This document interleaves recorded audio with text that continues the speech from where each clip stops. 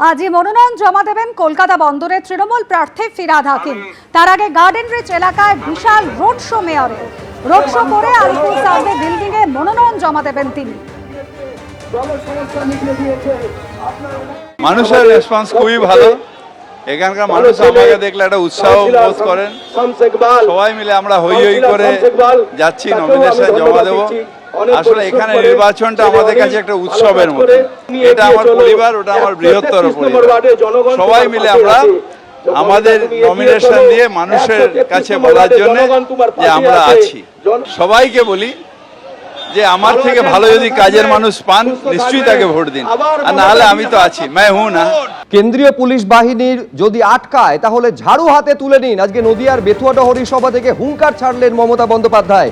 তিনি বলছেন ঝাড়ু দিয়ে মেয়েরা রাস্তা পরিষ্কার করতে করতে যাবেন, এত সস্তা, মেয়েদের গায়ে হাত দেবে, এই বলে হুঙ্কার ছাড়ছেন মমতা বন্দ্যোপাধ্যায়। তিনি বলছেন ভোট দিন, তারপর প্রতিবাদ করুন। কি বলেছেন দেখব।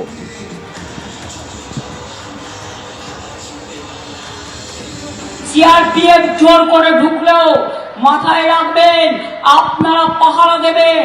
আমি মা বোনদের বলবো, যদি কোনো বর্ডারে বা কোনো এলাকায় ওই সেন্ট্রাল পুলিশ ফোর্স আর এখন যারা আমাদের আছে তাদের সাথে নিয়ে যদি আপনার গ্রাম আটকায়, কি করবেন? জগন্নাথ ধাম জানেন তো, আমি তৈরি করেছি, সারা বাংলায় আছে। জগন্নাথ দেবের রথযাত্রার আগে, এমনকি ইস্কনের রথে আমি যাই, রথ টানার আগে একটা খিলের ঝাড়ু দিয়ে, সোনার ঝাড়ু দিয়ে রাস্তা পরিষ্কার করা হয়। মা শীতলার হাতেও একটা ছোট্ট ঝাড়ু থাকে। যদি ভোট আটকায়, মেয়েরা একটা করে খিলের ঝাড়ু রাখুন, রাস্তা পরিষ্কার করবে। রাস্তা পরিষ্কার করতে করতে যাবে। আইটিবিটির ডিজি এসছিল, বিএসএফ এর ডিজি, তারা সব বলেছে মেয়েদেরও শরীর চেক করা হবে। এত সস্তা, মেয়েদের গায়ে হাত দিলে ভোটটা দেবেন, তারপরে যা প্রতিবাদ করার করবেন। আপনাকে গন্ডগোল পাকিয়ে দিয়ে আপনার ভোটটা নষ্ট করে দেওয়ার চেষ্টা করবে। বিজেপি মুখপাত্র দেবজিৎ সরকারের সঙ্গে ফোনে এই মুহূর্তে যোগাযোগ করতে পেরেছি। দেবজিৎ, আপনি শুনলেন গতকাল মুর্শিদাবাদে যে কথা বলেছিলেন, নদিয়াতে দাঁড়িয়ে সেই একই কথা মমতা বন্দ্যোপাধ্যায় বলছেন। তিনি স্পষ্ট বলছেন কেন্দ্রীয় বাহিনী যদি আটকায় তাহলে ঝাড়ু হাতে তুলে নেওয়ার আবেদন করছেন মহিলাদের কাছে মমতা বন্দ্যোপাধ্যায়।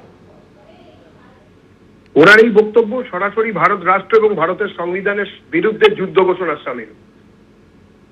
কেন্দ্রীয় নির্বাচন কমিশন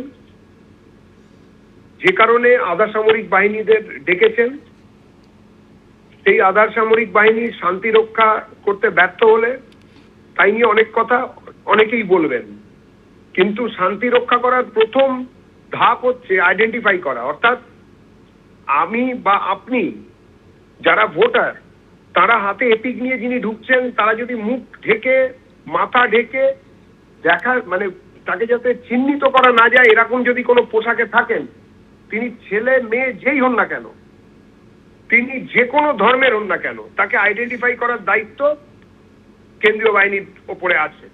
সুতরাং এই দায়িত্ব থেকে যদি বিচ্যুতি ঘটে, তাহলে তাদের সেই বিচ্যুতি ঘটাকে আঙ্গুলি নির্দেশ যে কেউ করতে পারে। সেই জন্য এই কাজ তারা করবেন না, এ খবর মমতা বন্দ্যোপাধ্যায় জানেন, এবং সেই জন্য ভুয়ো ভোটারদের বিভিন্ন রকম মুখ ডেকে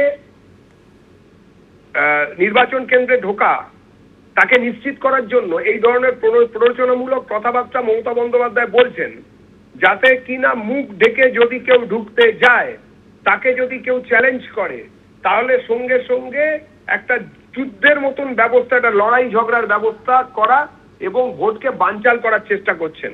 আমি নির্বাচন কমিশনকে আমাদের পার্টির তরফ থেকে অনুরোধ করব, অবিলম্বে এই ধরনের প্ররোচনামূলক কথাবার্তা বলার জন্য মমতা বন্দ্যোপাধ্যায়ের ওপর আইনি ব্যবস্থা নেওয়া হোক, এবং তার কোনো জায়গায় দাঁড়ানো, অর্থাৎ ভোটের প্রার্থী হয়ে কোনো জায়গায় দাঁড়াতে যাতে তিনি না পারেন, সেই ব্যবস্থাও নেওয়া হোক।